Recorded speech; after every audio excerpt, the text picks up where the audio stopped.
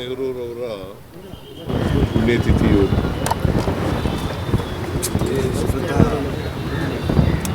ಅವರು ಈ ದೇಶದ ಸ್ವಾತಂತ್ರ್ಯ ಬಂದ ಮೇಲೆ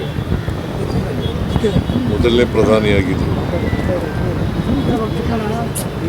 ಸುಮಾರು 17 ವರ್ಷಗಳ ಕಾಲ ದೇಶದ ಪ್ರಧಾನಮಂತ್ರಿಯಾಗಿ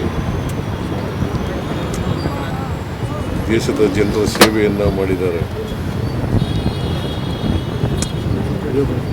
ಅವರು 1964ನೇ ಇಸ್ವಿನಲ್ಲಿ ಮೇ ತಿಂಗಳು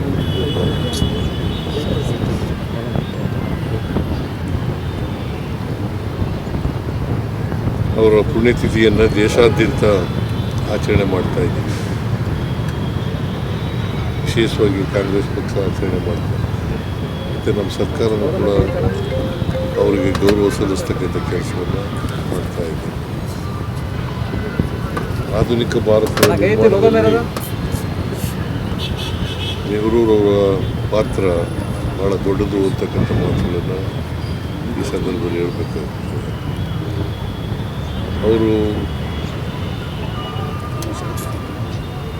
ಸೋಷಲಿಸ್ಟ್ ಮತ್ತು ಕ್ಯಾಪಿಟಲಿಸ್ಟ್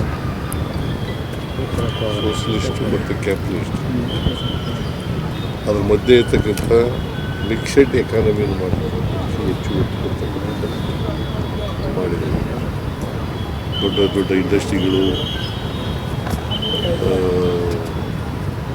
ಡ್ಯಾಮ್ಗಳು ಈ ದೇಶದಲ್ಲಿ ಬರಬೇಕಾದ್ರೆ ಮತ್ತು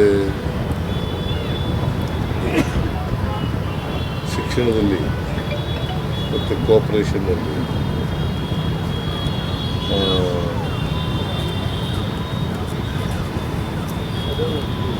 ಸೈಂಟಿಫಿಕ್ ಮನೋಭಾವ ಬೆಳೀಲಿಕ್ಕೆ, ಇವತ್ತು ಇಡೀ ದೇಶದಲ್ಲಿ ಸೈಂಟಿಫಿಕ್ ಮನೋಭಾವ ಬೆಳೀಲಿಕ್ಕೆ ನೆಹರೂರವರು ಕಾರಣ ಅಂತಕ್ಕಂಥ ಮಾತುಗಳನ್ನು